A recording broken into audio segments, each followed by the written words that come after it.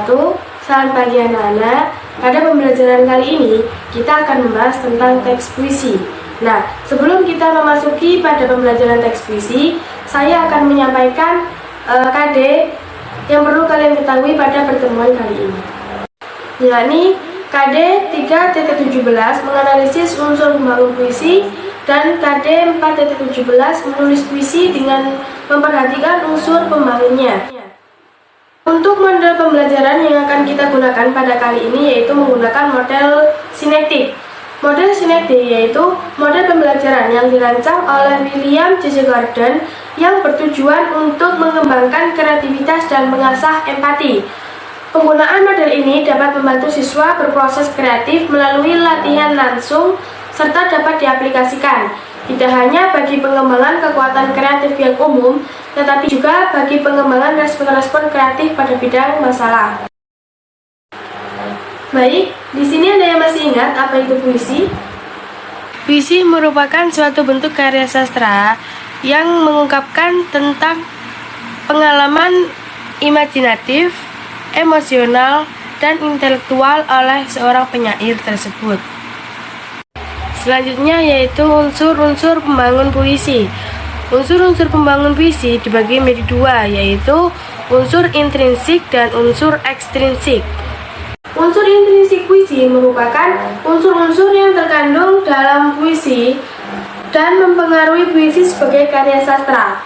Yang termasuk unsur intrinsik ini yaitu diksi, imaji, majas, bunyi, rima, ritme, dan tema.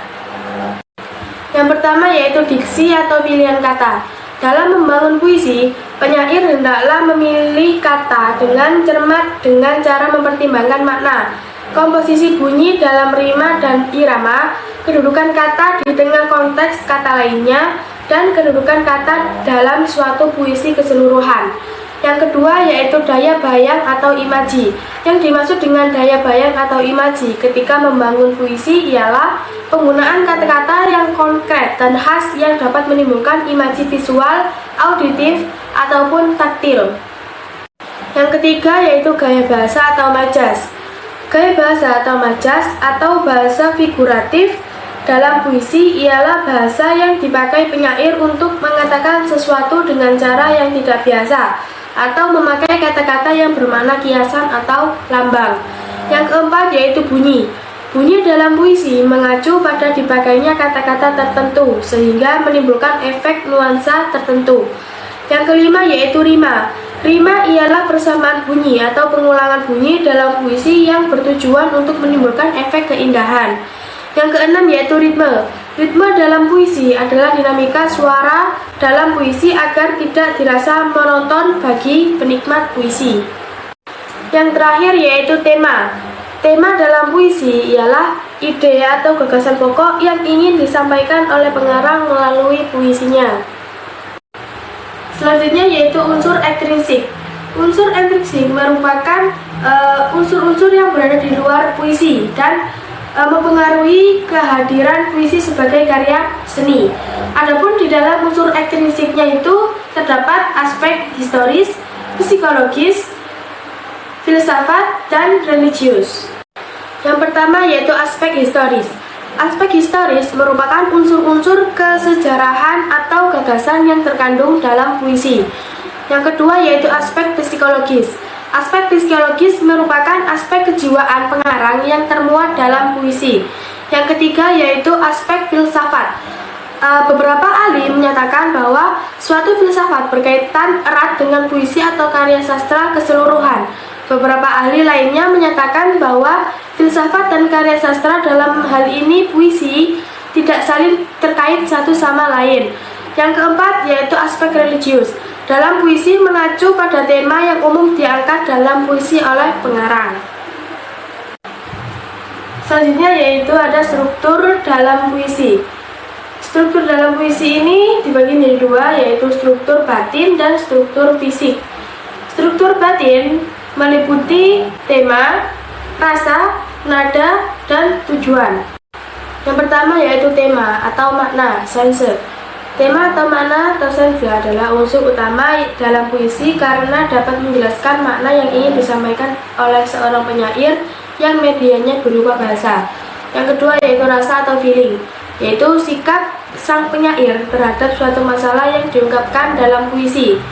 Yang ketiga yaitu nada atau tone, yaitu sikap seorang penyair terhadap audiensnya serta sangat berkaitan dengan makna dan rasa. Yang keempat yaitu tujuan atau intention, atau maksud atau amanat, yaitu suatu pesan yang ingin disampaikan oleh sang penyair kepada audiensnya. Kemudian ada struktur fisik. Struktur fisik ini meliputi perwajahan puisi atau tipografi, diksi, imaji, kata konkret, gaya bahasa, dan rima atau irama. Selanjutnya yaitu saya akan memberikan contoh satu puisi dan kalian harus bisa menganalisis struktur batin dari puisi tersebut. Berikut puisinya.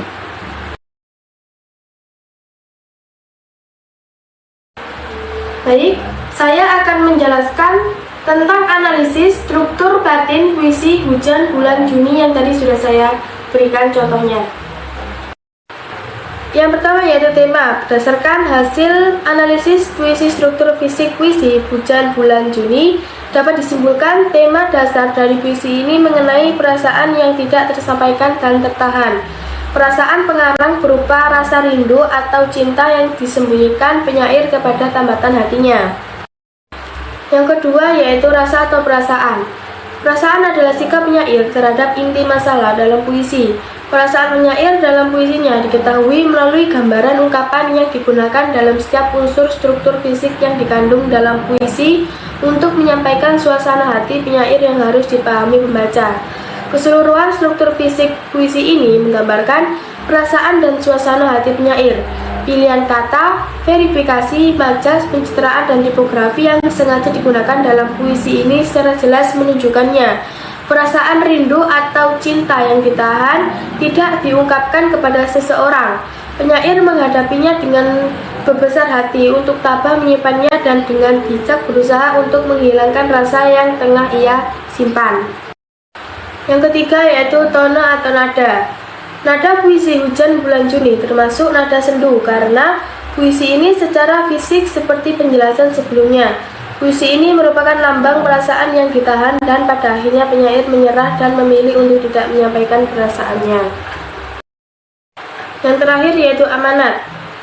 Pesan atau nasihat pada puisi Hujan Bulan Juni karya Sapardi Djoko Damono memiliki amanat tentang ketabahan, kearifan, dan kebijaksanaan yang harus dimiliki seseorang dalam keadaan berat sekalipun. Puisi ini juga mengamanatkan agar tidak berlarut dalam perasaan sedihnya, agar segera melupakan perasaan yang membuatnya tidak nyaman. Baik, selanjutnya yaitu penerapan model sinetik dalam pembelajaran menulis puisi.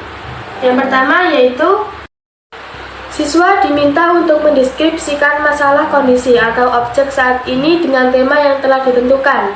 Penerapannya dalam pembelajaran yaitu guru meminta siswa untuk mencermati dan mendeskripsikan situasi atau topik permasalahan yang ada di sekitarnya. Guru menentukan tema berbeda di tiap perlakuan. Masing-masing tema tersebut seperti kemiskinan, perjuangan orang tua, bencana alam, dan perjuangan seorang guru. Selanjutnya, langkah yang dilakukan siswa setelah mendeskripsikan kondisi sesuai dengan tema adalah melakukan proses analogi langsung. Dalam tahap ini, siswa mengandaikan dirinya menjadi seseorang yang mengalami permasalahan tersebut. Setelah melakukan analogi langsung, siswa melakukan analogi personal. Pada tahap analogi personal, siswa membandingkan pengalaman seseorang yang mengalami situasi tersebut dengan pengalaman dirinya. Untuk proses analogi personal menghasilkan beberapa konflik atau masalah yang dialami seseorang dalam situasi tersebut. Konflik tersebut dipadatkan dengan cara mempertentangkan dua sudut pandang yang berbeda. Pada tahap pemadatan konflik, siswa membandingkan cara seseorang yang mengalami situasi tersebut dalam menyelesaikan masalah dengan cara dirinya menyelesaikan masalah dalam situasi tersebut. Langkah setelah melakukan pemadatan konflik, siswa merefleksikan fakta yang sudah mereka uraikan Dan guru menanyakan perasaan yang dialami siswa setelah ia memposisikan diri ke dalam analoginya itu. Kemudian guru memancing dengan memberikan beberapa pertanyaan kepada siswa. Langkah yang selanjutnya dilakukan oleh siswa yakni membuat sebuah puisi berdasarkan proses analogi dan pemadatan konflik yang telah mereka lakukan. Baik, itu tadi pembahasan tentang materi teks puisi. Apabila ada salah kata, saya mohon maaf. Saya akhiri. Assalamualaikum warahmatullahi wabarakatuh.